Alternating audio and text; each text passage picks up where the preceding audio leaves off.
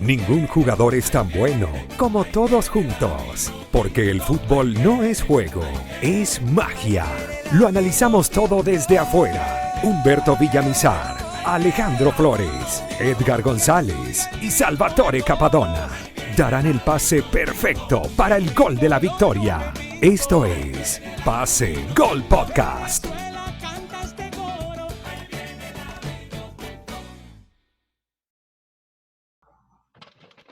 Hola, ¿qué tal? Sean bienvenidos a un nuevo capítulo de Pase Gol Podcast. Y como pueden ver en pantalla, tenemos un invitado de lujo, señores. Richard Méndez, periodista venezolano que ha dejado nuestro nombre por todo lo alto desde que salió de Venezuela.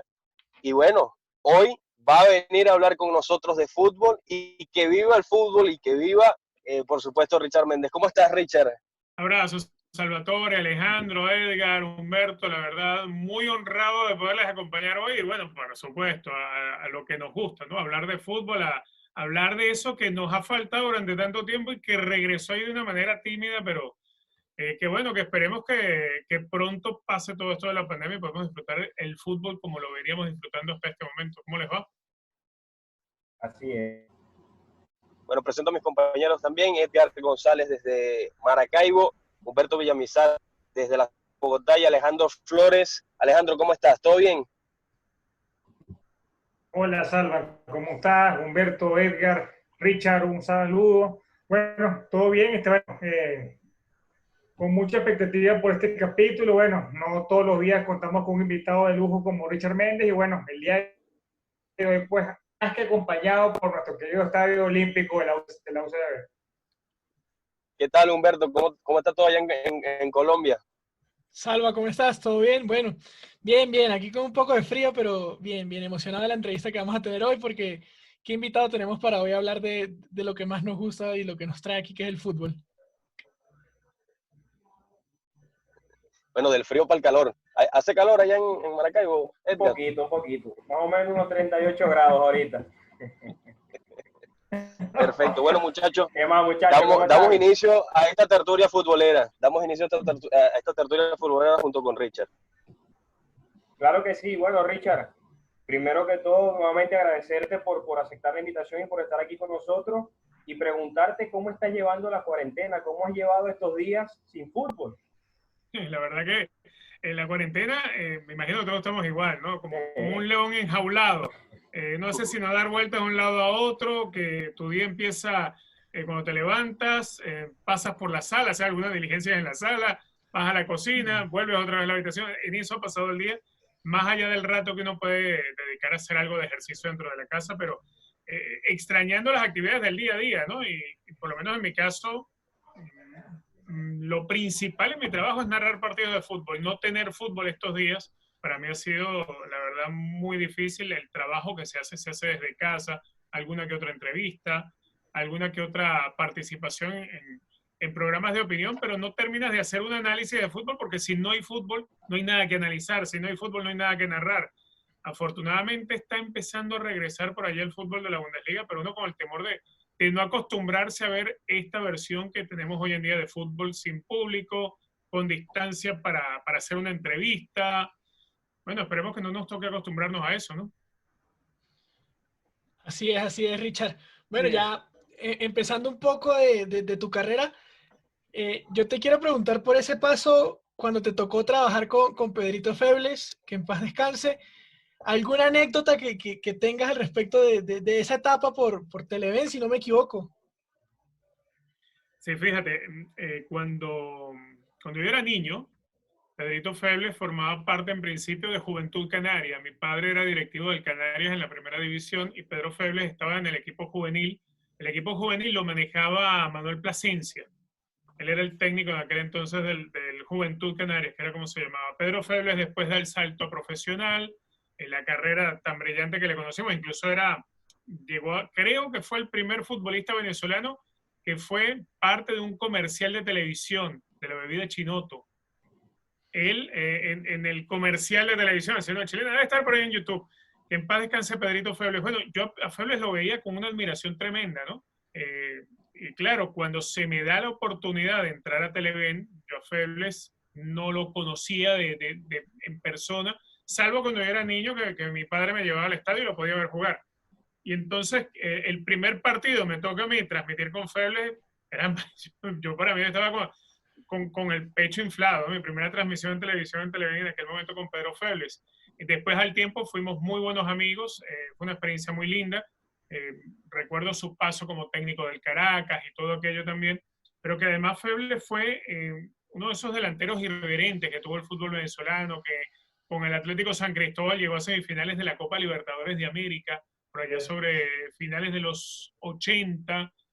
Alguien a quien aprecié mucho, a quien quise mucho, que lamentablemente pues la vida se le acabó muy temprano, creo, porque había mucho que Febles podía seguirle aportando al fútbol venezolano, que quizás no coincidió en una etapa con estar en una selección como las selecciones de ahora, pero que sin duda alguna fue siempre un grandísimo futbolista. Bien, bien. Richard, bueno, de verdad que has tenido un paso considerable por diferentes medios, bueno, no solamente, bueno, Radio Sintonía, Radio Deportes, como ya dijiste, Televen, Radio Fe de Alegría, Meridiano, hasta llegar a ESPN. Y recuerdo que, bueno, cuando ya te comenzamos a ver en ESPN, que per se representaba un orgullo y ver un venezolano en los micrófonos de ESPN narrando fútbol y de tú a tú con grandes figuras del balompié. O sea, te recuerdo, o sea, por tu gran trayectoria, pero hubo algo que a mí me impresionó mucho, que fue en aquella Copa América donde tuviste aquella diatriba con David Faitelson de México, que, oye, en el momento era impresionante, ¿no? Porque, bueno, la selección estaba llevando un muy buen momento, futbolísticamente hablando, con la Copa América, y ver cómo Faitelson se comportaba, y de verdad que fue admirable la manera como tú, con elegancia, o sea, sin perder el profesionalismo, pero a Faitelson, con el respeto que merece por ser profesional, pero les demostraste que no solamente estábamos teniendo un buen momento futbolísticamente, sino que podíamos hablar de fútbol con propiedad. Es un tema, ¿no? Porque, a ver, cuando yo llegué aquí a Estados Unidos, está bien, yo había, como ustedes han comentado, yo había hecho carrera en Venezuela, y el venezolano que estaba en Estados Unidos o el venezolano en cualquier otra parte escuchaba mi nombre y le podía ser familiar, o le podía ser familiar mi voz relatando un partido, pero no al resto de Latinoamérica. Y cuando llegas a un país como Estados Unidos, los medios de comunicación en español pues son sumamente inclinados por la gran cantidad de gente mexicana que vive en este país. Obviamente son una mayoría dentro de las colonias. A mí me resultaba muy difícil poder escuchar que se comentara de una manera tan, si se quiere, despectiva, no solamente a Venezuela, a otros países, ¿no? Al fútbol de Guatemala, de Honduras, qué sé yo. Para mí como venezolano era importante poder ver a Venezuela, el nombre de sus jugadores, de sus clubes, de su selección, en una vitrina grande. Y vaya que ESPN es una vitrina grande. Cuando estábamos en plena Copa América, la del 2011 creo, la de Argentina. Sí, correcto. Estábamos haciendo la cobertura con ESPN Deportes Radio, teníamos los programas todos los días, y hablando en esos espacios, David se refería muy mal, no solamente a Venezuela, era su personaje, al fútbol de otras latitudes, siempre y cuando no tocara de pronto el interés del fútbol mexicano. Yo llegó un momento que me cansé y me calenté, ¿no? Y claro, en cierto modo reaccioné herido como venezolano, herido como fanático, pero que después de todo esto me sirvió para entender realmente cómo son muchas de las cosas, ¿no? Lo primero que entendí es que el gordo Faitelson es un tipazo, un personaje. La verdad que sí, más allá de lo rudo y lo ácido que puede hacer con el verbo, pero esa es su forma de opinar y de diseminar lo que él puede estar viendo, ¿no? Pero que en aquel momento yo manifesté no solamente lo que los venezolanos sentían, lo que sentían en su momento el hondureño, el costarricense, el panameño, que más de una vez en algún comentario de él o de otra persona se sentían se sentían agredidos en su gentilicio. Yo me sentí agredido en el gentilicio en aquel momento, como supongo muchas veces ha sucedido y va a seguir sucediendo. También hay otro tema, cuando estás trabajando en una cadena internacional, y vamos a hacer este ejercicio todos juntos, los 5, para que vean que creo los demás que están alrededor de nosotros están en lo cierto, o por lo menos para su sentir. Si yo a ustedes les digo, ustedes son dueños del Real Madrid, por fijar una idea, y el entrenador les dice, necesito buscar un enganche, y del enganche le dice, mira, tenemos 3 candidatos para enganche, un argentino, un brasileño y un cubano. ¿A cuál van a fichar ustedes sin ver? El argentino. Brasilero. Entre el argentino y el colombiano, ¿verdad? El cubano nadie lo voltea a ver. No. Y a lo mejor el cubano es un fenómeno. Sí. Eso es lo que me sucedía a mí. Llego a sentarme a debatir, a hablar de fútbol en un canal con señal internacional donde hay argentinos, mexicanos, colombianos, un salvadoreño, todas nacionalidades que han estado en Copa del Mundo, que de pronto tenían más tradición en fútbol que Venezuela. Y claro que nada más en lo que te sienten el acento y saben que eres venezolano, ya te están descalificando, como nosotros acabamos de descalificar al enganche 10 cubano. Inconscientemente. No suena un enganche cubano. Entonces, eso definitivamente me obligaba en aquel momento a prepararme el doble de lo que se preparaban otros, para tener mayores argumentos y entonces poderte mantener allí. Correcto. A ver, Richard, ya que lo mencionas, ¿no? Y creo que aquí vendría cayendo el tema del pasaporte, ¿no? El pasaporte por ser venezolanos y, bueno, ser un país que no es netamente futbolero. Pero, ¿crees que tú has sido uno de esos del periodismo deportivo venezolano que ha cambiado esa imagen hacia el periodismo deportivo venezolano? Yo creo que, a ver, yo no soy un embajador de eso que me dices. Yo creo que soy parte de esa camada de muy buenos venezolanos trabajadores que hemos sido. Creo que hoy en día hay una camada mucho mejor todavía en la que yo empecé, que es de la que ustedes forman parte, porque yo a ustedes les llevo todavía unos cuantos años. De eso es que sí les puedo decir. Yo me siento orgulloso de ser persona, al igual que lo es, Alex Gendal, que lo es Fernando Petrocelli, que es Pascual Artiles, que es Adriana Monsalve, Tony Kerky, Carlos Suárez, todos los que tuvieron la oportunidad de salir y empezar a hacer carrera fuera de Venezuela. Porque no es fácil. El venezolano, si bien no venimos de un país donde el fútbol sea el primer deporte, a veces pensamos que el fútbol se coloca por encima del béisbol, pero son lugares que se van intercambiando entre el fútbol y el béisbol, dependiendo de las emociones y de lo que logra el deporte en ese año en específico. Definitivamente nos vemos con la obligación de albergar en nuestro corazón y en nuestro aprendizaje diario, no solamente una sola disciplina, no solamente el béisbol, sino muchas otras. Y de esforzarnos para estar a la par de otros o estar por encima de otros si es posible. Lo que sí siento es que los venezolanos tenemos muchísimo apetito de triunfar. Y más allá de todas las cosas que nos pasan como país, que nos pasa en el día a día, pues los venezolanos no nos detenemos. Si hay problema con la electricidad, pues nos la arreglamos y trabajamos más durante el día, pero así es el venezolano es de luchar día a día y de trabajar. Eso es lo que somos los venezolanos, definitivamente. Mira, Richard, yo me quiero ir más hacia atrás, hacia tu juventud quizás, y te quiero preguntar cómo fue tu primer contacto con el fútbol venezolano y cuándo dijiste tú, mira, yo quiero cubrir el fútbol venezolano en un momento y quiero ser periodista. Bueno, el contacto con el fútbol estaba de niño. Ya cuando mi padre era directivo de un club en primera división, equipo que cayó hasta la tercera división, y fue cuando yo por allí estuve, yo digo, medianamente involucrado con ellos, porque ser suplente de un equipo en tercera división no es ser parte prácticamente de nada, porque es muy malo. Pero sí les puedo decir que siempre estuve creciendo en un ambiente de fútbol, no solamente por mi padre, sino por mis amigos de infancia. Yo crecí en Los Teques, por ejemplo, y creo que todos mis amigos jugábamos al fútbol, todos. O sea, que en la temporada de béisbol jugábamos béisbol, sí, un poquito, pero el año entero era fútbol, y era las caimaneras de futbolito, y eran torneos por todas partes, y jugábamos en el Club Hispano, que es donde quizás yo pasé mucho más tiempo de mi infancia. El contacto con la cobertura del fútbol profesional venezolano se da obviamente años después.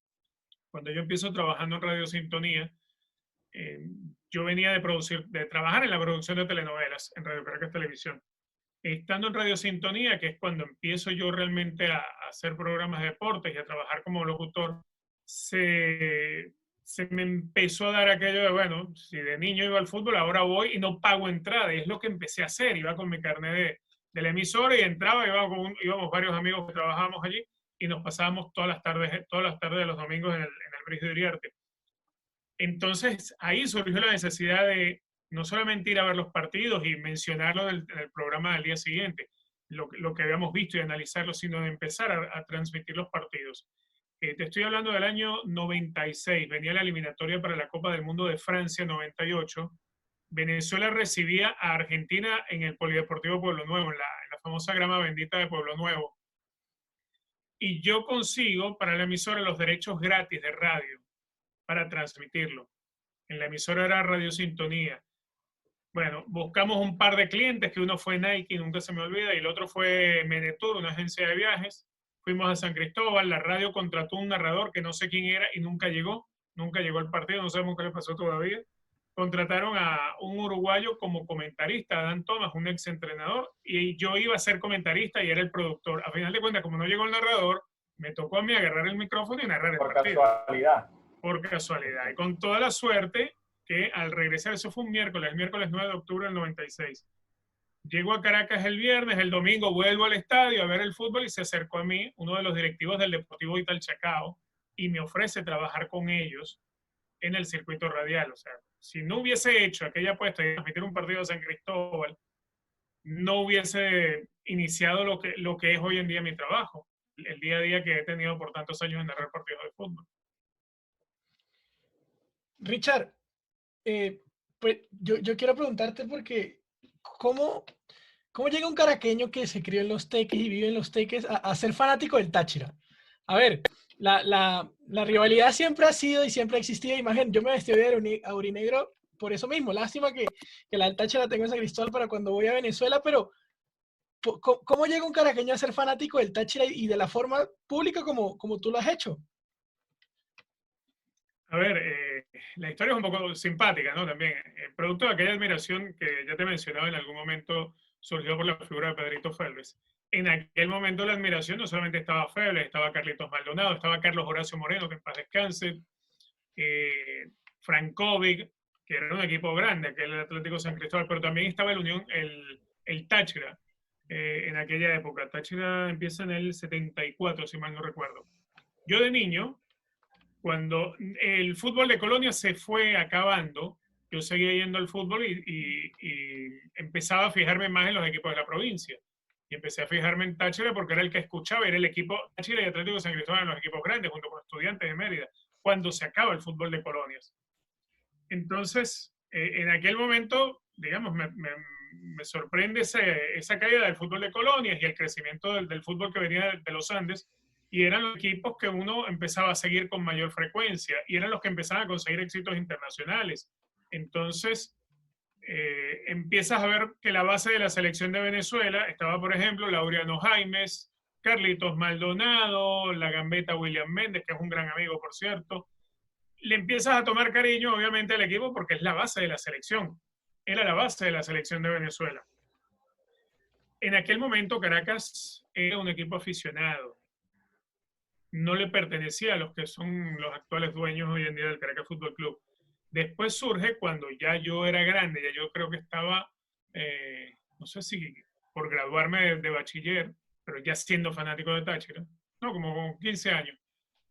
Caracas era un equipo que logra ascender de segunda división a primera como Caracas Yamaha, pero no era el Caracas Fútbol Club. Cuando llega a primera división es que hablan con el Caracas Fútbol Club, que era un equipo amateur, para poder tener...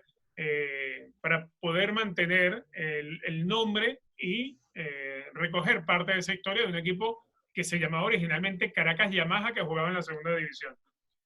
Entonces yo no vi identidad para mí en Caracas, además que yo no crecí en Caracas, nací en Caracas, pero crecí en Los Teques.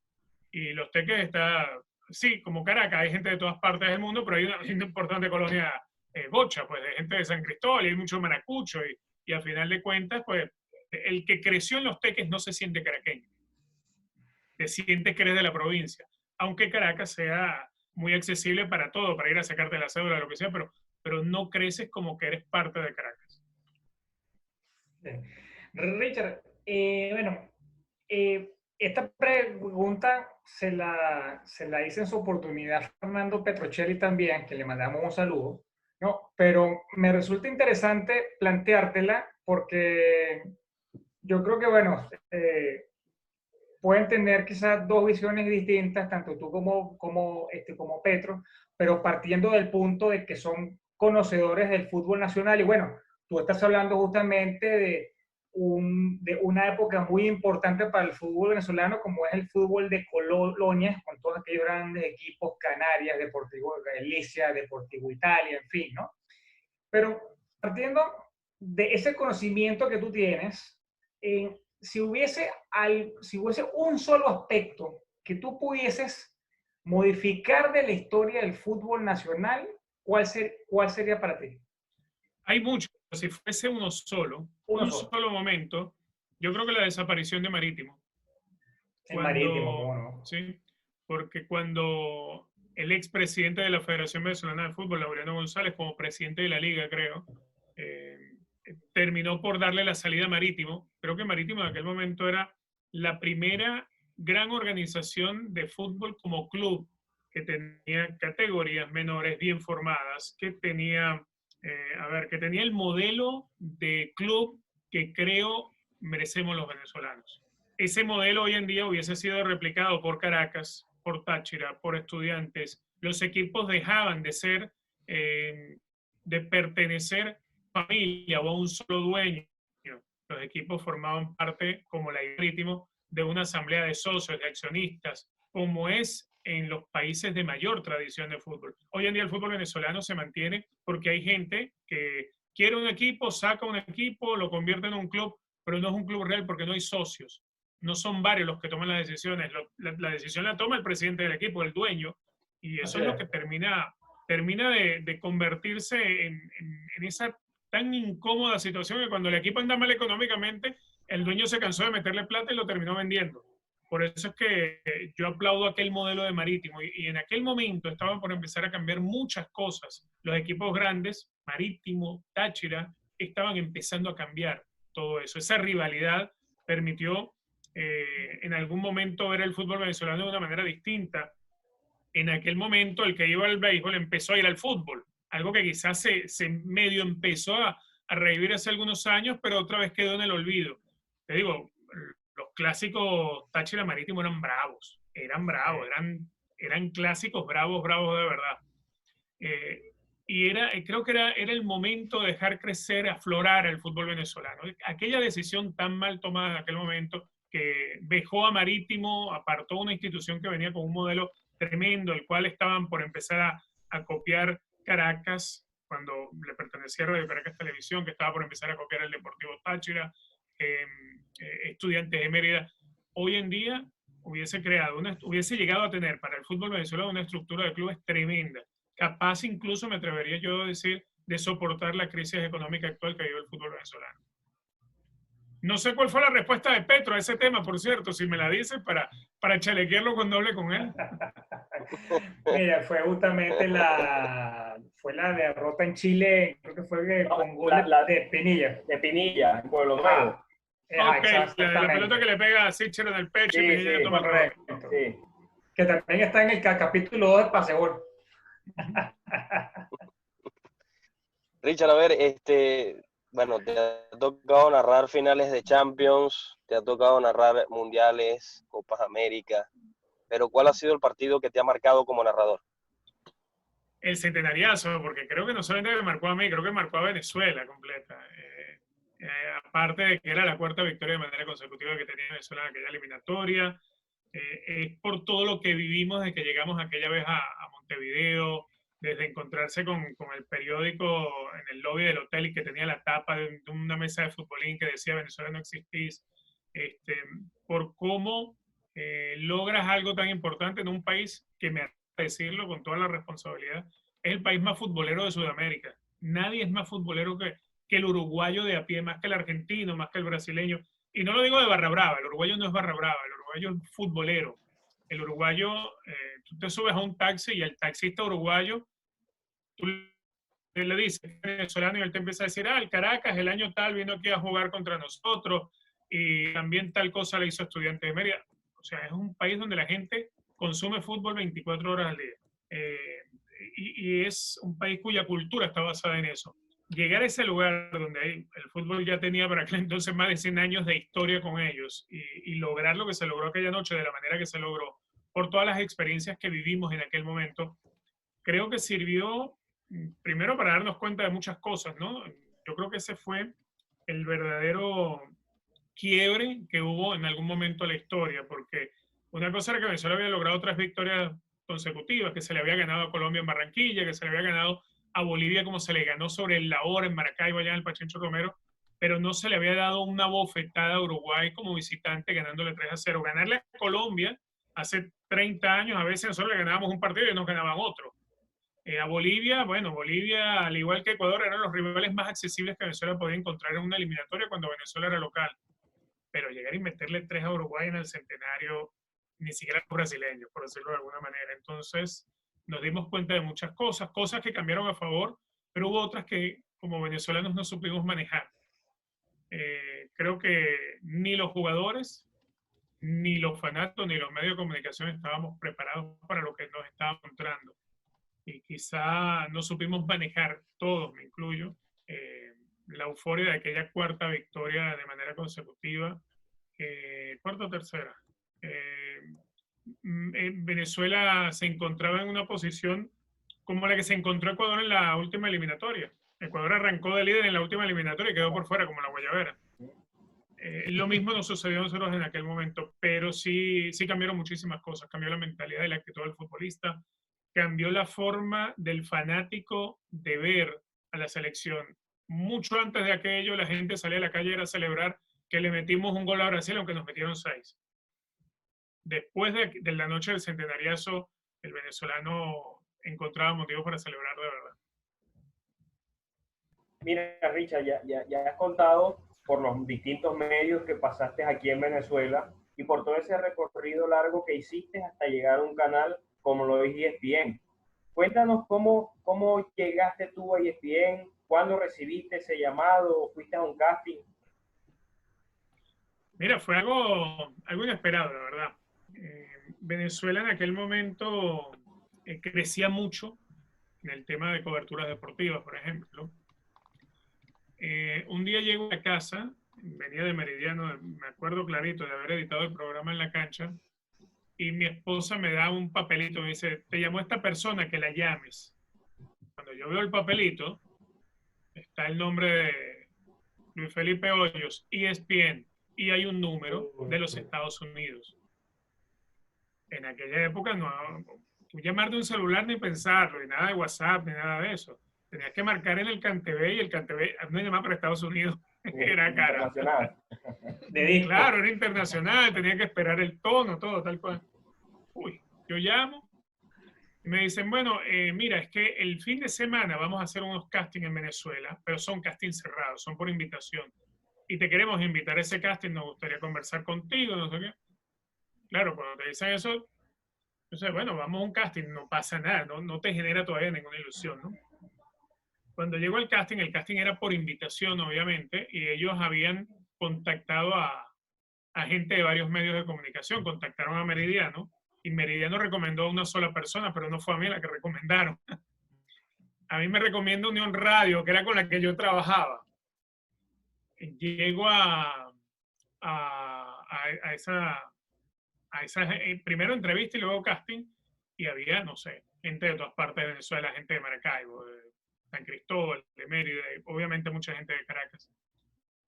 Entro a mi entrevista sin ningún tipo de ilusión, la hice, me hicieron el casting, grabaron todo, y me regresé. Como a la semana, estábamos ya en pleno mundial, no, a las 2 semanas más o menos estábamos en pleno mundial de Alemania 2006.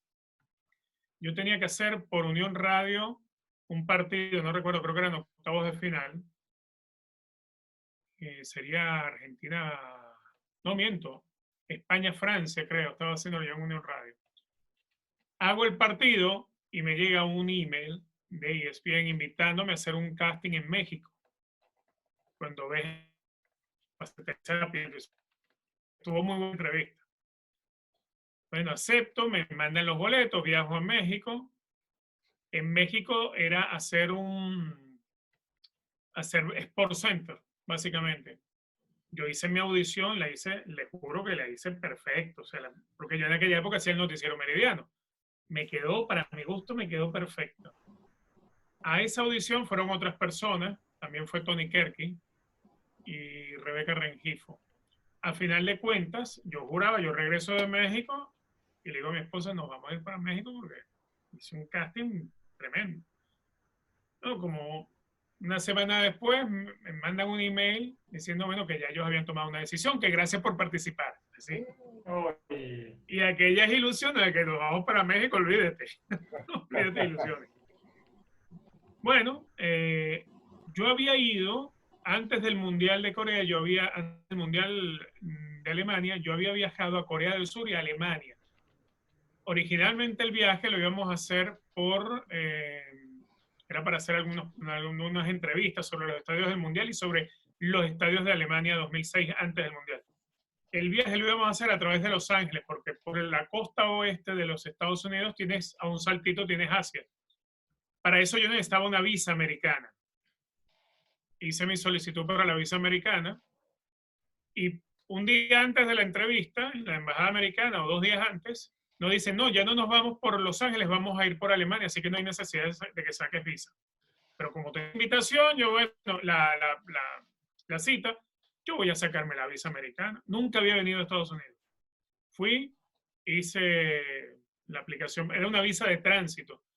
Y total, en la embajada americana me dicen, no te vamos a dar visa de tránsito, te vamos a dar visa de turista. Perfecto. Tenía mi visa de turista de venir a Estados Unidos y nunca había venido. Bueno, pasa aquello de México, no me ofrecen el trabajo y como las 2 semanas después me vuelven a escribir y me dicen, nos interesaría para que vengas a una prueba como narrador de fútbol en los Estados Unidos. ¿Tienes visa? Y yo lo primero que digo, sí tengo visa. ¿Conoces?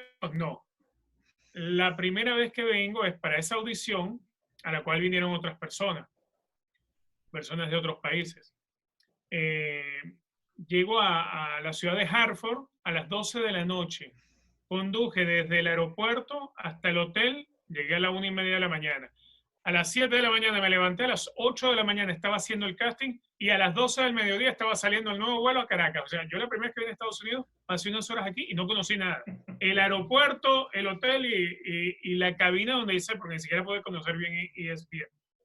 A la semana me vuelven a escribir para hacerme una oferta. Y claro, cuando me hacen la oferta, yo digo, era por 2 años. Pues vamos. Y bueno, era por 2 años y ya van 14. Así fue. O sea, así como les mencioné que aquella vez que no llegó el narrador, me tocó a mí narrar. En esta vez, haber ido a la embajada americana y hacerme la visa porque iba a ir para Corea, aunque sabía que ya no iba a ir por Los Ángeles, me sirvió a mí para poder estar acá. O sea, Dios te va haciendo el camino. Y uno lo que tiene que hacer es cuando ves el autobús, se te para enfrente, súbete al autobús que no sabes dónde te va a llevar. Lo peor que puedes hacer es que te regreses caminando. Exacto. Lo peor que puedes hacer es regresarte caminando, pero siempre va a ir a algún lado. Así es, así es. Richard, bueno, yo quiero preguntarte por el fondo que tienes atrás. Veo unas 8 camisetas, veo innumerables bufandas. ¿Cuál es la más prestigiada que tienes o la que más con cariño recuerdas y cómo conseguiste la mayoría de esas camisetas? ¿Alguna anécdota interesante deben tener? Sí, no, claro. Es más, cada camiseta tiene una historia. Aquí en esta habitación hay 32. Pero además tengo un cajón lleno de camisetas. Yo tengo más de 300 camisetas. La mayoría no están firmadas. La preferida de aquí no la puedes ver porque tendría que desconectarme, pero está allá al fondo. Es la de Venezuela del Centenariazo. Pero, por ejemplo, si yo paneo así, a ver, ahí está. Bueno, aquí tienes, por ejemplo, a Brian McBride. Al lado hay una de Brasil, que es la de Pelé. Mario Kempes. Está Venezuela. Está la de... ¿cómo se llama? Un jugador de la selección de Inglaterra. Está Rafa Márquez. Chicharito. Tengo la duda.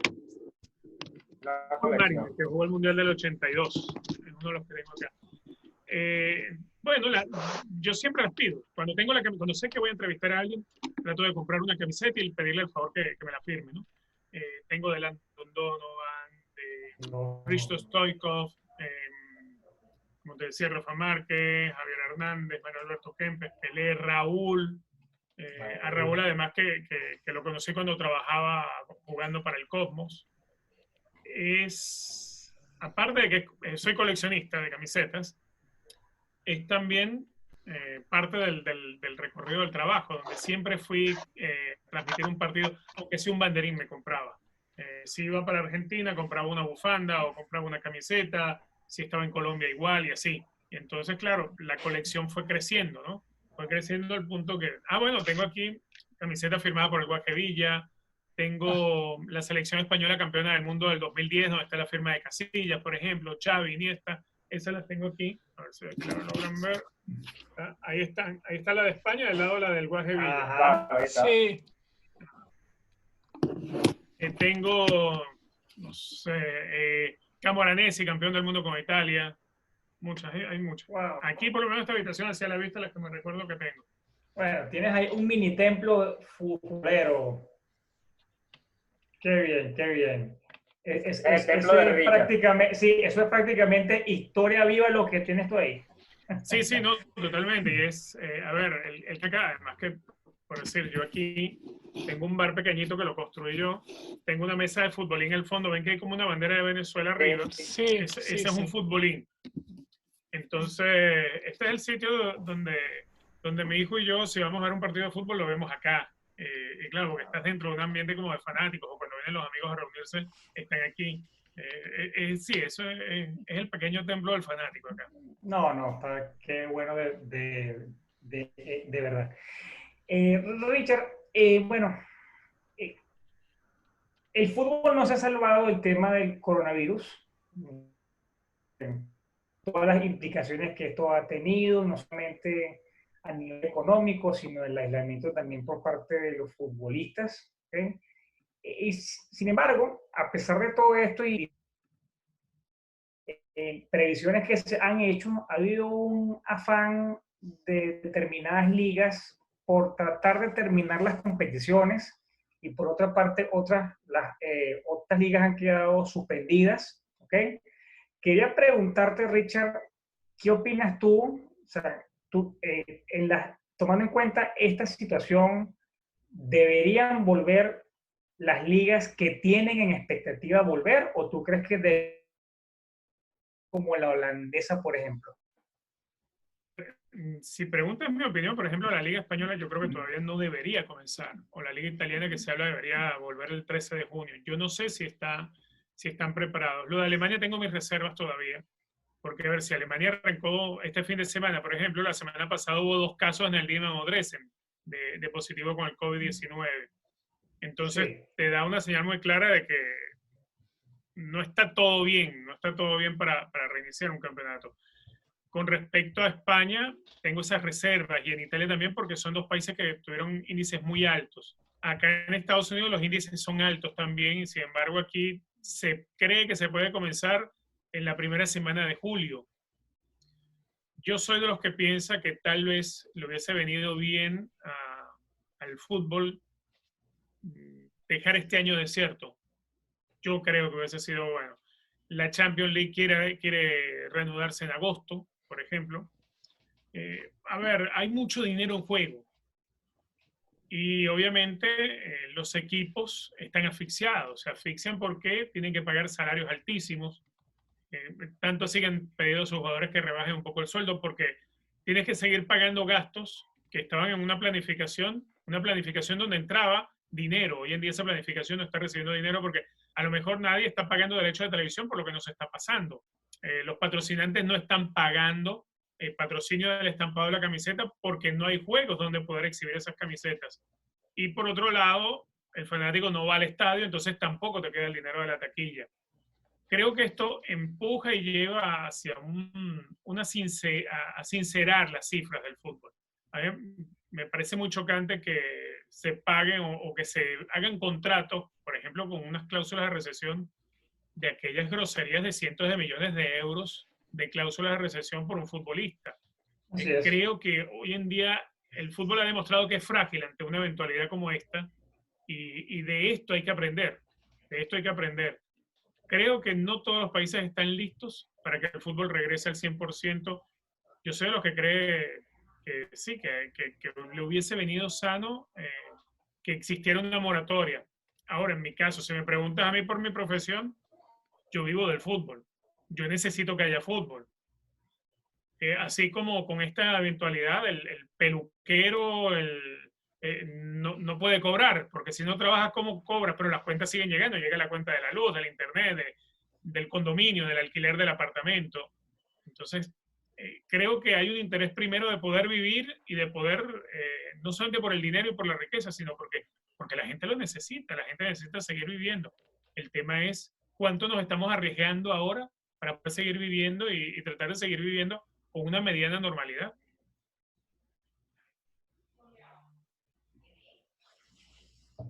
Me toca, ¿no? Creo que sí, yo perdí el orden. Esperamos por ti, Sandra. Yo me quedo callado a ver quién es el que se anima. Richard, a ver, ya hablando un poquito más del tema de la selección, ¿no? Se dice que las eliminatorias pudieran arrancar en septiembre. Estuve revisando el tema de los partidos, quedaría igual. Colombia y Paraguay serían los dos primeros encuentros. Se corre hasta Qatar del 2022. Yo creo que una vez lo platicamos, ¿no? ¿Cuáles son los partidos en los cuales Venezuela tiene que sacar la cara y tiene que ganar sí o sí? Bueno, primero todos los de local. O sea, la otra está los rivales que les puedas hacer competencia y que ya te has demostrado a ti mismo que les puedes sacar puntos o les puedes ganar de visitante. Ahí yo me meto en ese saco de los puntos que puedes buscar de visitante. Me atrevo a incluir a Ecuador, a Bolivia, más allá de la altura, pero es que los venezolanos en las últimas eliminatorias nos preparamos bien para la altura. Nos preparábamos bien al punto de poder equilibrar la velocidad y la tenencia de pelota. Incluso en aquel partido contra Bolivia que se empata 1 por aquella jugada de René Vega desafortunada sobre el final, aquel partido de Venezuela le metió un baile a Bolivia, pudo haber terminado goleando. O sea, el trabajo previo a la altura, Venezuela logró estar mejor que los propios bolivianos. Por eso creo que son rivales a los cuales puedes tratar de buscar ganarles de visita también. Por otro lado, te encuentras otro escenario con rivales como Colombia, que siempre le hiciste buenos partidos a Colombia. Creo que hoy en día hay una generación como para tratar de ganar esos partidos. Y después están alguno que otro que puedas tratar de arañar. Perú, no sé si Uruguay, Chile. Es decir, la eliminatoria sudamericana es muy pareja, está muy equilibrada muchas veces. Y los partidos se terminan definiendo o rompiendo a veces, quebrándose de manera total para una goleada por base a pequeños detalles que pueden suceder. Básicamente Venezuela tiene que marcar en su calendario ganar todos los partidos que pueda de local. Yo sí creo en esa regla. Creo que Venezuela puede derrotar a Argentina o a Brasil en condición de local. Creo que lo puede hacer. Quizá tengo mis reservas con el técnico. Y las tengo muchísimas. Pero sí creo que por plantel, que por jugadores, que por momento deportivo lo vamos a tener. Ahora, hay un ingrediente adicional. Si se juegan las eliminatorias en esa fecha, en septiembre, por ejemplo, no es solamente Venezuela que va a llegar baja de ritmo. Son todos. Hoy en día, el jugador está trabajando desde su casa. Algunos trabajan en mejores condiciones que otros, porque el club le pudo poner una bicicleta estática, una corredora estática, lo que sea, pero en sí todos los jugadores están... Messi en septiembre va a ser menos rápido de lo que es ahora, o de lo que era antes de que el COVID-19 apareciera, porque obviamente perdió ritmo de competencia, más allá de que se entrene muchísimo. Cristiano Ronaldo va a ser menos salvaje de lo que es con la pelota, a partir de que se acabe el COVID-19 en las primeras semanas, porque el entrenamiento no fue el mismo. Entonces, digamos, eso te da una oportunidad de alcanzar alguna paridad. Pero sí creo que por lo menos en algunas cosas. Si bien antes un jugador te sacaba, no sé, 8 puntos por encima, hoy en día esa brecha de 8 puntos se ha reducido a 2 o a 3, por decirlo de alguna manera. Entonces puedes hacerle un mejor partido porque los dos vienen sufriendo prácticamente lo mismo. Ahora, esperemos que esta teoría mía, teoría richardana que les estoy ofreciendo acá, pues pueda funcionar, ¿no? Ahora, habrá que ver si es tan así, ¿no? Ojalá funcione. Mira, Richard, todos sabemos cómo llegó José Peseiro, todos sabemos lo que engloba la Federación Venezolana de Fútbol y el fútbol venezolano. Yo te quiero preguntar si a pesar de todos estos problemas, en los últimos, a ver, en la era Dudamel, hablamos más de lo extradeportivo que de lo futbolístico. Yo te quiero preguntar si ves que este proceso se va a separar de todo ese tema y los jugadores y el técnico van a estar enfocados 100% en la clasificación a Qatar a pesar de... Es muy difícil, requiere un altísimo grado de madurez, ¿no? A ver, que eso no permee la selección, los problemas van a seguir permeando mientras siga manejándose las cosas como se manejan en la Federación Venezolana de Fútbol, por ejemplo. A ver, tú acabas de decir algo que es muy cierto. El tema de Dudamel se termina empañando por diferencias de un vicepresidente de una federación con el técnico de la selección nacional. Eso es lo que termina de empujar la salida de Dudamel. Diferencias que empezaron a perjudicar el mismo grupo, que las sintieron los jugadores, diferencias que iban hasta de que se aparecieron con unos uniformes chimbos para jugar en España, sí, ni siquiera los de la marca. Ese tipo de cosas, eso lo percibe el jugador. O sea, el futbolista es muy difícil que lo mantengas fuera de toda esa situación.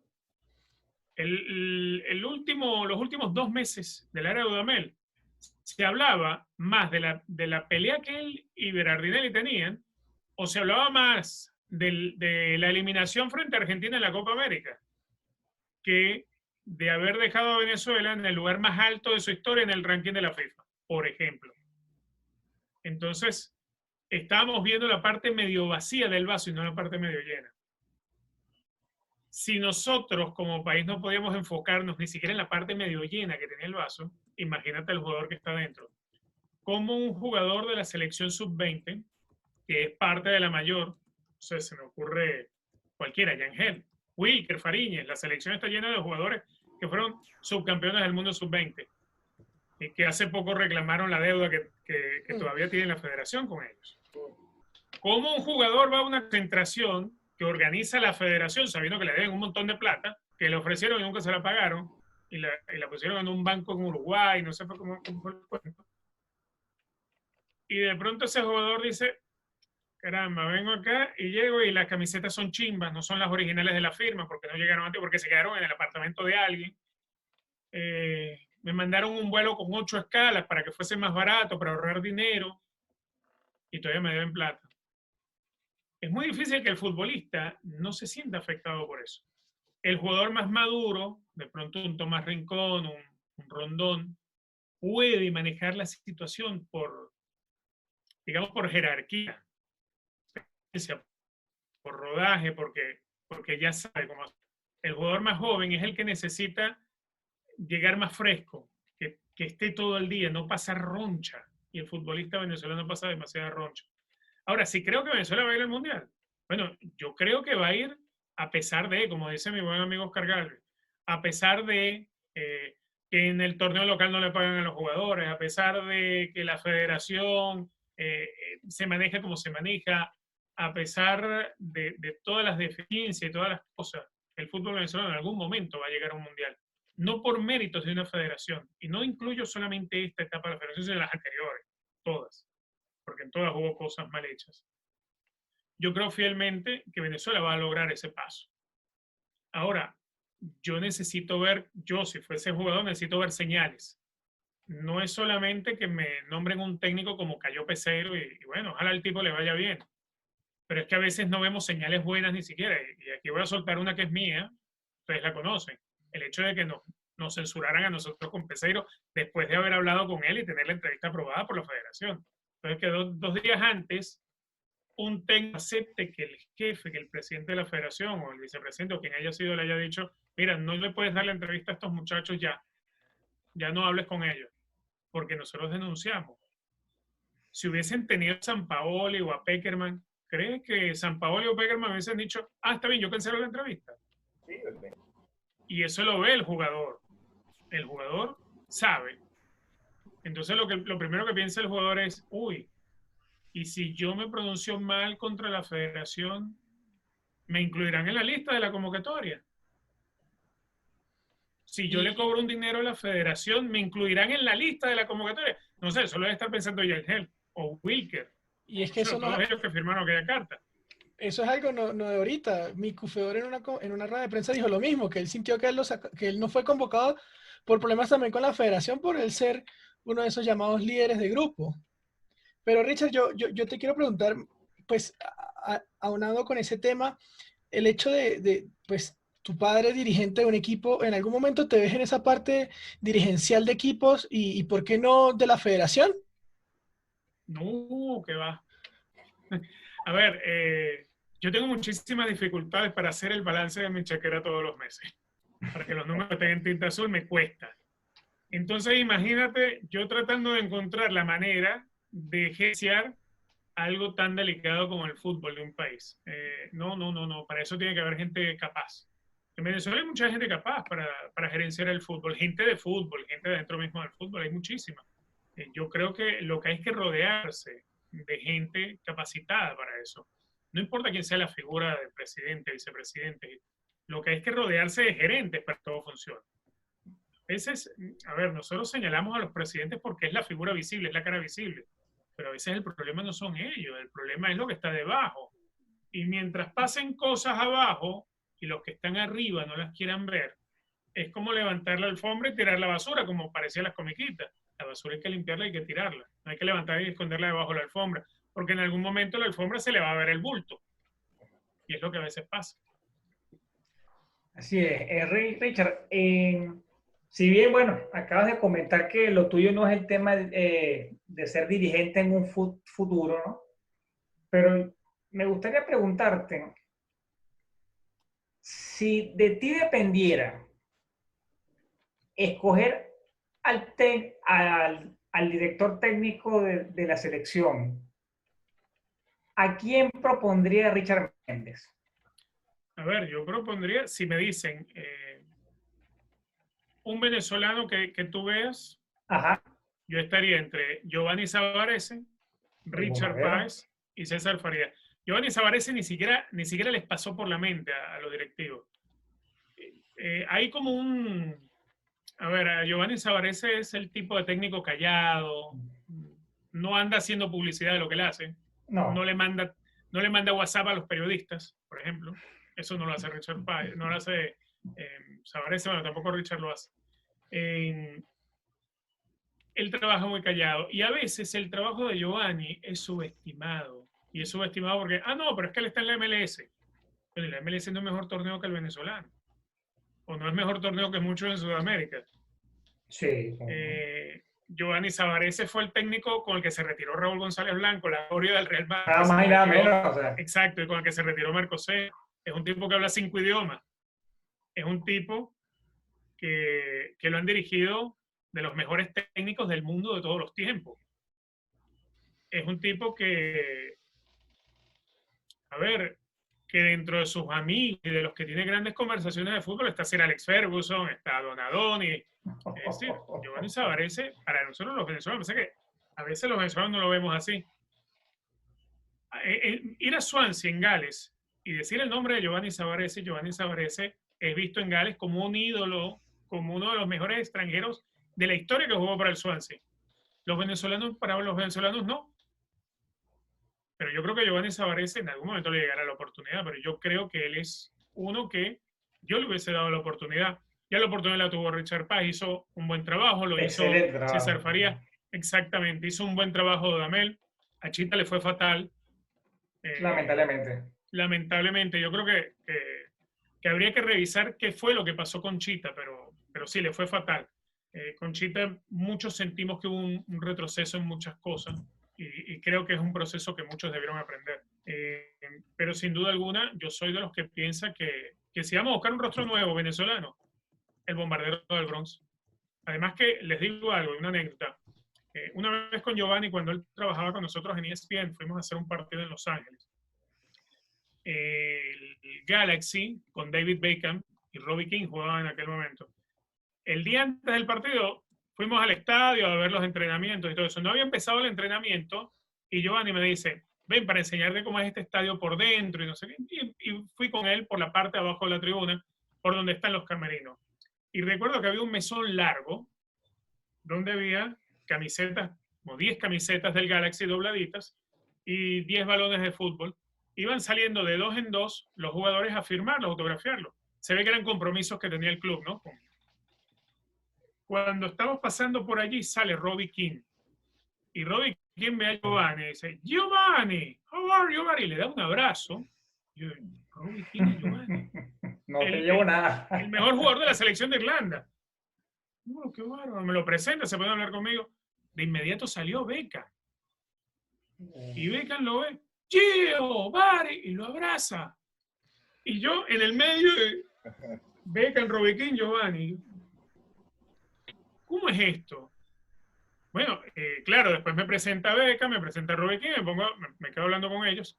Ellos se ponen después a firmar las camisetas, después que pasamos como 10 minutos hablando, y sale Bruce Arena. Bruce Arena es visto en Estados Unidos como el técnico más importante, fue el mejor técnico que tuvo la selección de Estados Unidos. A él aquí lo ven como casi que el padre del nuevo fútbol en los Estados Unidos, un tipo súper respetado.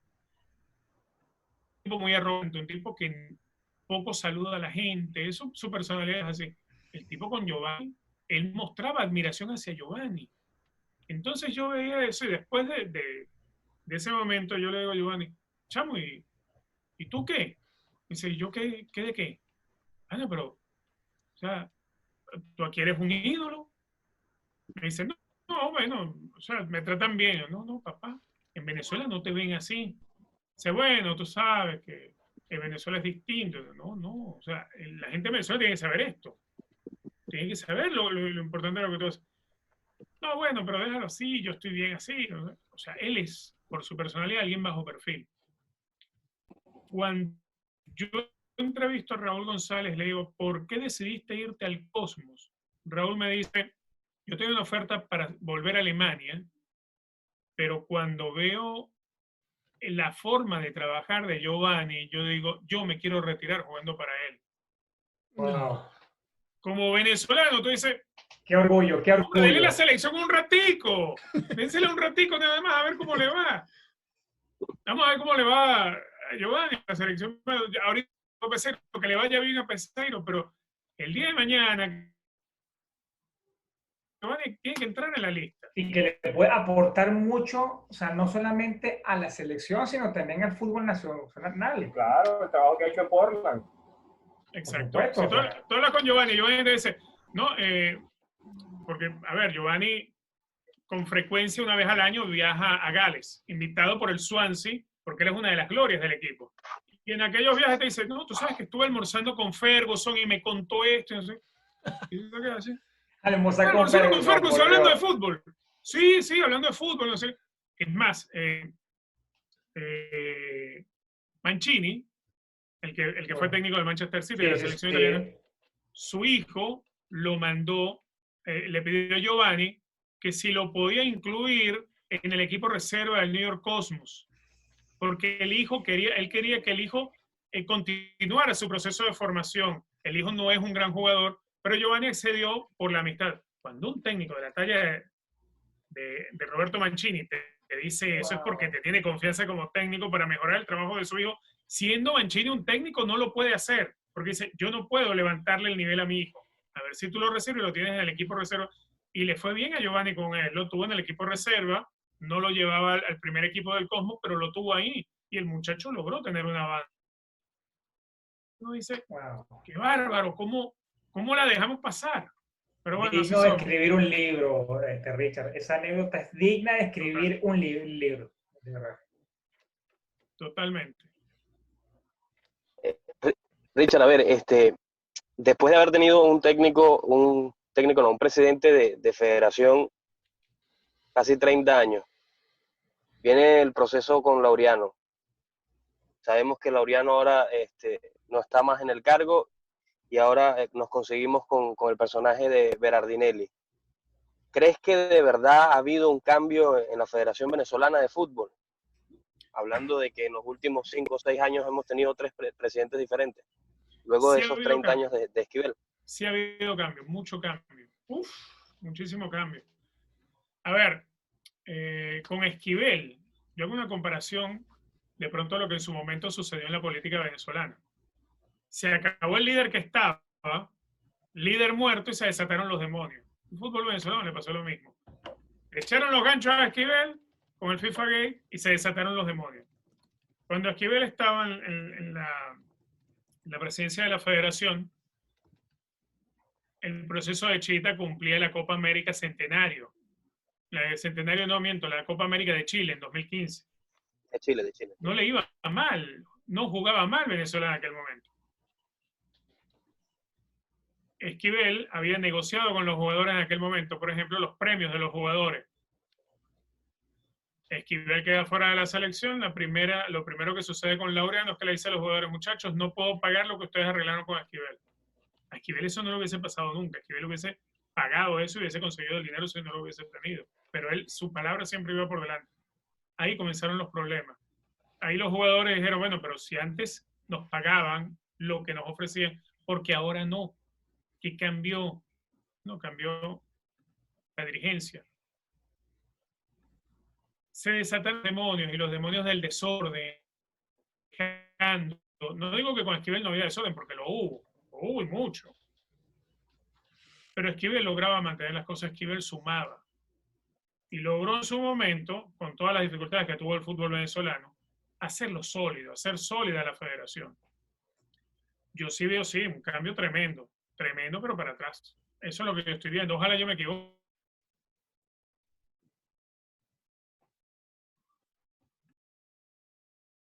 Hoy en día, pensando que el fútbol venezolano, si me preguntas sobre el futuro del fútbol venezolano, yo te lo voy a definir en una palabra: incierto.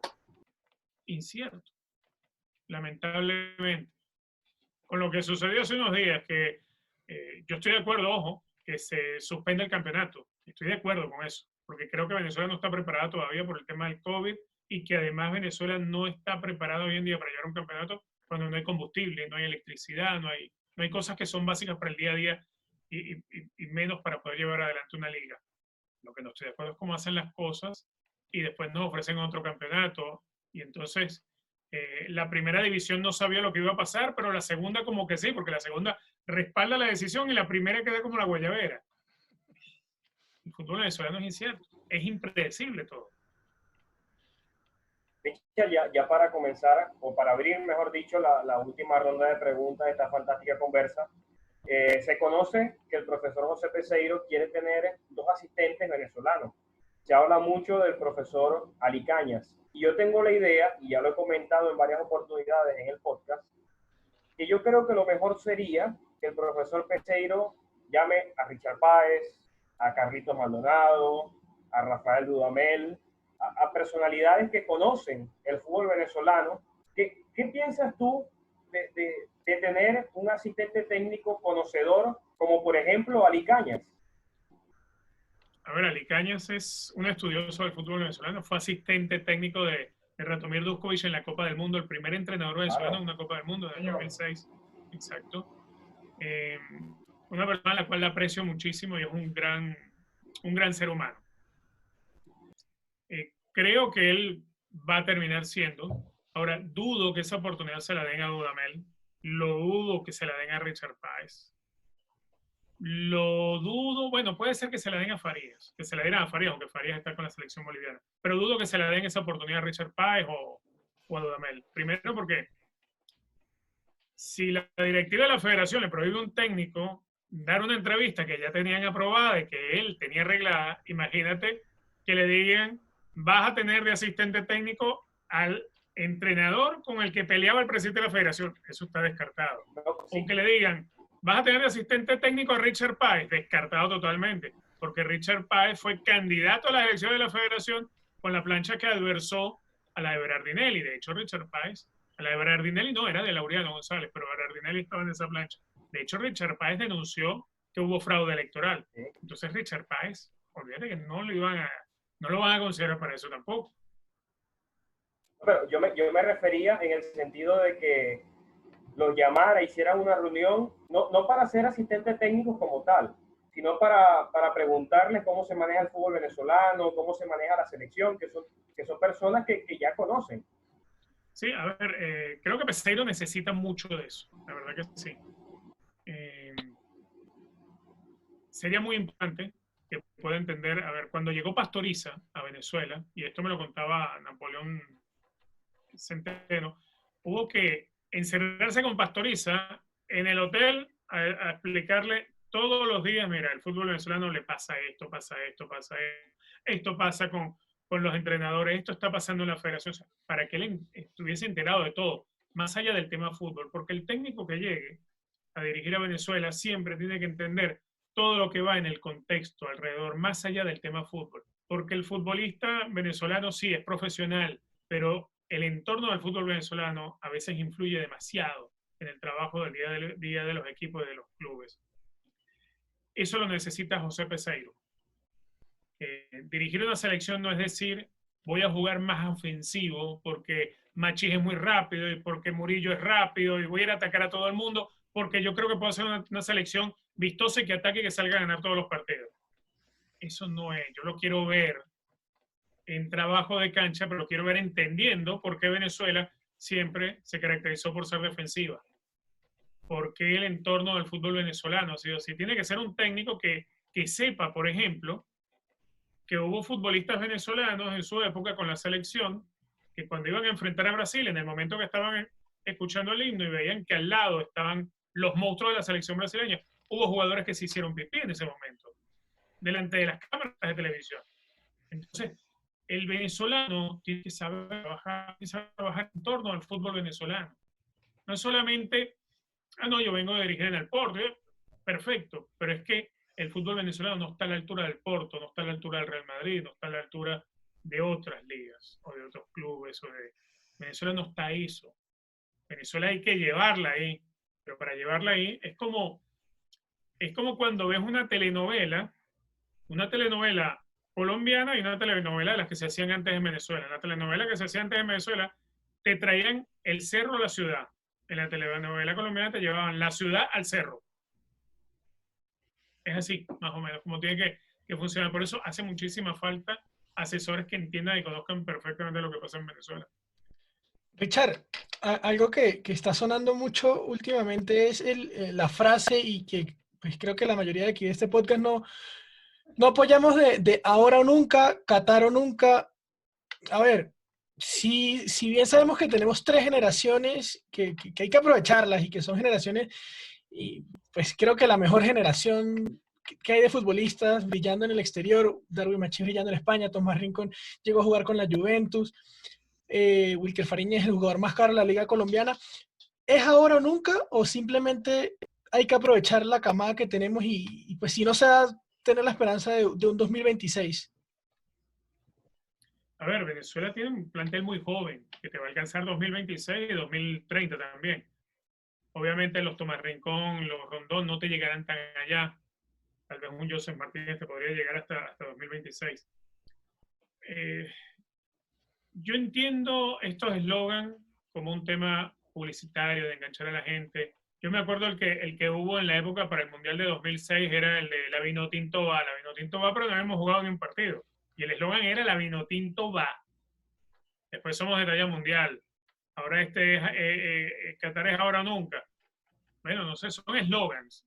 Pero yo creo que no tenemos que mirar el eslogan. El eslogan yo creo que está para el que tienes que convencerlo de que se siente identificado con lo suyo. El eslogan no les entra a ustedes, no me entra a mí, porque nosotros, los 5 que estamos aquí conversando, estamos identificados con Venezuela. Estamos claros en nuestros gentilicios y sabemos qué es lo que queremos y empujamos el carro en la misma dirección. Eso está bien para el que, a ver, que aquel que iba a a jugar Venezuela contra Brasil y se ponía la camiseta de Brasil, siendo de Petare. Es para ese es que está orientado ese eslogan, que afortunadamente son la minoría, afortunadamente. Pero para los demás creo que no. Bien, a ver, Richard, saliéndonos un momento del tema de la selección, bueno, que es súper importante, pero quisiera preguntarte, bueno, ya en esta ronda final de preguntas, sobre este, bueno, gran podcast que tanto tú como Alex Candali, Petrocelli, ya tienen un tiempo, como lo es el tema del Dream Team, en el sentido de qué motiva a tres comentaristas de fútbol de renombre, o sea, con peso, con galones, a lanzar este podcast. A ver, sale todo en base a la amistad, yo creo, empezando por allí, ¿no? Y a la necesidad, eso, amistad y necesidad. La amistad que nos une, a ver, Petrocelli fue pasante en Meridiano. Wow. Le llevo unos cuantos años yo a él, obviamente, ¿no? Alex fue compañero de trabajo mío, yo trabajé con Alex y trabajé con su papá en Meridiano. Todos los tres nos conocemos de Meridiano. En principio era la idea de tener un programa de radio y era fair. Petrocelli estaba pujando para que hiciéramos un programa de radio y le decía, pero chamos, ¿qué programa de radio vamos a tener? Si, por ejemplo, entra un patrocinante y tú vives en Argentina, Alex vive en España y yo vivo en Estados Unidos, que nos van a pagar en bolívares. Yo, no puede ser un programa de radio, no tiene ciencia. Pero él estaba siempre con el tema, y no, que yo quiero que contigo, que con Alex. Y claro, a uno le gustaba la idea por el tema romántico. Bueno, buenísimo. Coincidimos en Brasil durante la Copa América el año pasado, y un día que yo tuve libre casi hasta las 7 de la noche, y ellos más o menos hasta las 5 de la tarde, nos fuimos a Copacabana, a la playa, nos reunimos a echar cuentos, mire, ¿qué es de tu vida? Porque teníamos años que no nos veíamos. Y en medio de todo eso, bueno, estás en la playa, estás tomando cerveza. Ah, claro. Fuimos a comer y seguías tomando cerveza y echando cuentos. Y entonces, ahí surge el tema de hacer, es que yo decía, bueno, vamos a hacerlo tipo podcast, que lo pueden escuchar en todas partes del mundo y no te limitas a buscar una emisora de radio en Venezuela, que tienes que pelear ahí, convencer a un director para que te deje tener un programa de 1 hora a la semana de fútbol venezolano. ¿Qué es eso? El fútbol venezolano no vende. O sea, esos escenarios que uno está acostumbrado ya a ver, ¿no? Sí. Y entonces después salir a buscar clientes y tú dices, no, pero cliente, entonces, bueno, va a pagar en bolívares. ¿Y cómo voy yo para sacar los bolívares de Venezuela? Entonces, al final de cuentas, la tesis del podcast fue la que resultó. Cuando pasa la Copa América y todo aquello, un día Fernando crea un grupo de WhatsApp y le pone el Drink Team, porque en Copacabana estábamos tomando cerveza, era el Drink Team. Claro. Y entonces, bueno, vamos a dar para lo del podcast y tal, y qué sé yo, ajá. Y entonces, lo primero que cuando empezamos a escribirnos, él, Alex y yo, lo primero que pregunta afuera es, dice, muchachos, vamos a hacer una lista de nombres. Y digo, ¿qué nombre? Ponle el Dream Team, o como le acaba de poner el grupo de WhatsApp. Ese nombre está perfecto. Oye, ¿verdad? Y Alex, sí, vamos a ponerle. Y entonces así nace el Dream Team. Claro, paso a lo que habíamos hablado en Brasil era, si vamos a tener un podcast o un programa de radio, no puede ser lo convencional, porque yo para hacer lo convencional estoy en ESPN y ellos en DirecTV. La idea era hacer lo que haces después de que ves un partido de fútbol, o sea, hablar medio fanático, medio amante del fútbol, pero a la vez medio analista, medio comentarista. Y entonces creo que logramos esa unión de esas dos figuras, ¿no? Por eso inventamos el chalequeo del drinkear y el drinkófono, que es más, por aquí debe estar el drinkófono, bueno, no sé dónde está el drinkófono, anda por ahí. Momento histórico del drinkófono que aparezca aquí. Sí, Por favor, si es posible. Si sale histórico para nosotros. Lo voy a buscar rápido. Lo cierto es que nos reunimos, que quedamos en aquello, sacamos el programa y el programa también, bueno, mira, si es muy abierto, cambia el lenguaje que vas a utilizar. Nace del amor, sí, de la necesidad y el amor de hablar del fútbol venezolano, porque yo en ESPN no puedo hablar del fútbol venezolano porque trabajo hablando y cubriendo fútbol extranjero, sobre todo fútbol europeo o fútbol de la Major League Soccer, pero el fútbol venezolano no es interesante fuera de Venezuela, sino para los venezolanos que aman el fútbol y que viven como Humberto, que está allá en Bogotá, por ejemplo, ¿entiendes? O sea, para el que está lejos del país, que lo añora, lo extraña. Pero del resto del fútbol venezolano le interesa al venezolano, no lo puede interesar a nadie más. Entonces, los tres necesitábamos esa tribuna, poder decir y poder señalar. De pronto ellos en DirecTV Sport, como tienen llegada en Venezuela, pueden de vez en cuando hacer algo. Pero para mí, mira, es un milagro cuando yo puedo entrevistar a un jugador venezolano. Claro. Entonces, tener estas oportunidades a mí me ha dado muchísima vitalidad en esto. Ahora, si me permites, antes de que me vayas a hacer la próxima pregunta, me voy a desconectar el AFI para traerte el drinkófono. Por favor, adelante. No, claro que sí, vale, gracias.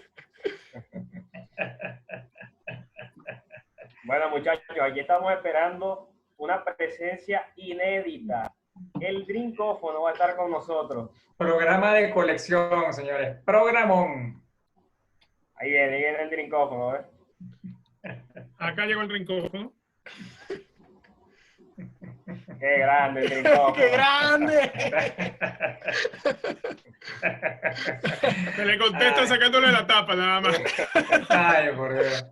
Ay, no, de verdad, Richard, mira, bueno, felicitaciones por ese proyecto que tienes tanto con Alex y Petro. Yo en lo particular no me lo pierdo.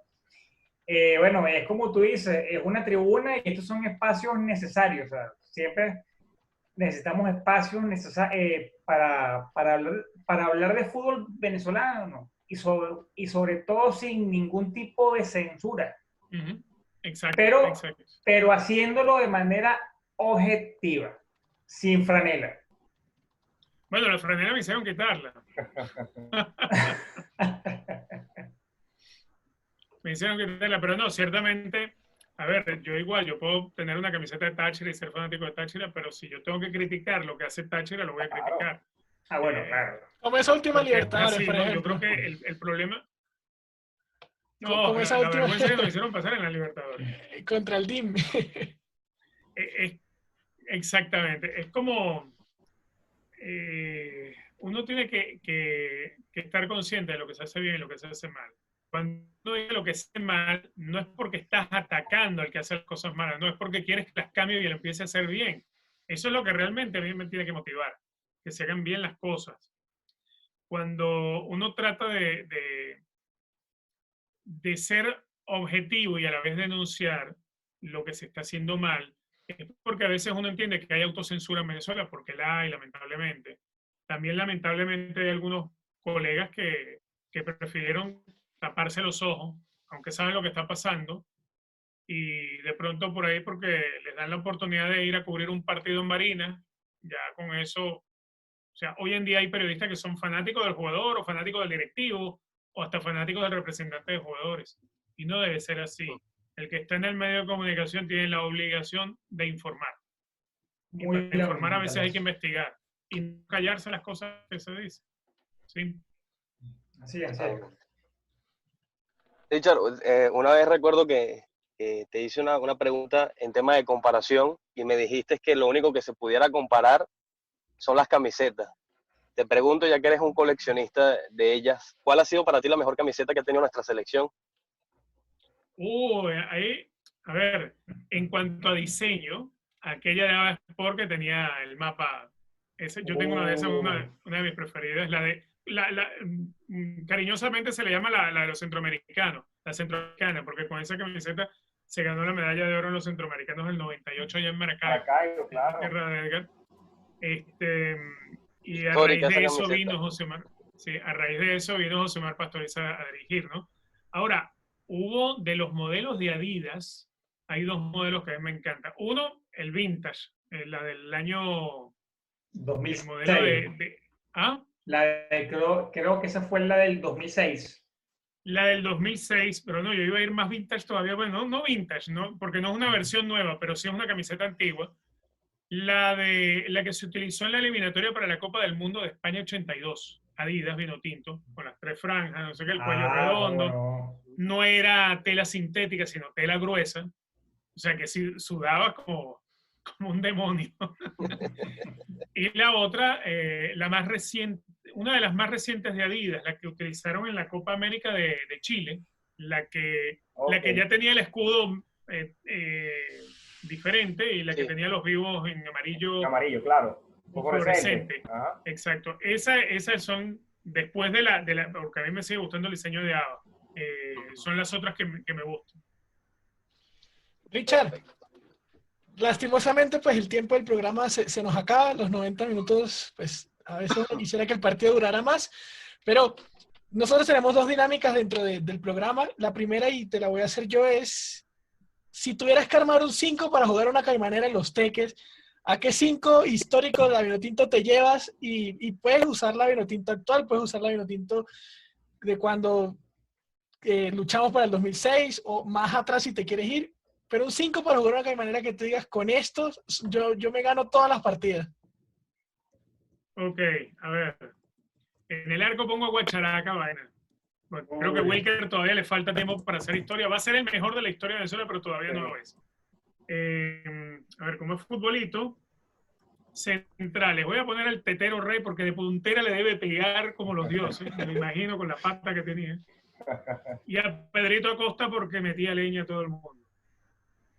A ver, me quedan 2 lugares. Uy, no, pero espérate, tengo que quedarme con un solo defensor. Me voy a quedar con Pedro Acosta. Voy a mandar Rey al banco. Me faltan todavía 3 jugadores más. Bueno, obviamente tengo que ir con Arango. Tengo que ir con Luis Mendoza. ¿Qué hago? ¿Pongo a Stalin Rivas o pongo a Giovanni Savarese? Es que ahí está el problema. O pongo a Salomón. Voy a poner a Salomón en el ataque. A ver, entonces quedamos Guacharaca Baena. El Tetero Rey, perdón. Pedro Acosta. El Tetero Rey lo mandó a la banca. Arango, mencioné a Arango. Mencioné a Stalin. No, Mendocita. No, voy a poner a Stalin en vez de Mendocita. No voy a cambiar, sí. Stalin en vez de Mendocita. Y pongo a Salomón Rondón. Es que es muy difícil hacer, cuando me pones nada más 5, muy difícil. Por lo menos uno se quedó picado. Pero con 5, imagínate. Bueno, pero ahí lo sacaste perfectamente. Sí, mira, Richard, y bueno, la que tenemos en honor al nombre de este programa es a quién, evidentemente, de si es de esta época, de otra época, nacional, extranjero, pero ¿a cuál jugador tú le harías un pase de gol? Extranjero. O sea, lo que te digo es que puede ser venezolano, extranjero, bien sea que esté en activo o esté retirado. O esté fallecido. Exacto, o sea, tienes el abanico de opciones completo. Me encantaría habérselo dado a un buen amigo como Pedrito Febles. Pedro Febles. Y no te iba a dejar mal. No te iba a dejar en mal. Qué grande. Pedrito Febles. Pero bueno, muchachos, Richard, de verdad, muchas gracias por haber aceptado la invitación a Pase Gol Podcast. De verdad, estamos muy agradecidos. Alejandro, Salvatore, Edgar, muchas gracias por el programón de hoy. Será en otra oportunidad que nos encontremos. Claro que sí, muchas gracias. Gracias por todo. No olviden suscribirse, darle like, dejar los comentarios en la cajita y espérense que seguimos trayendo invitados de lujo. Muchas gracias a todos, muchachos. Cuídense.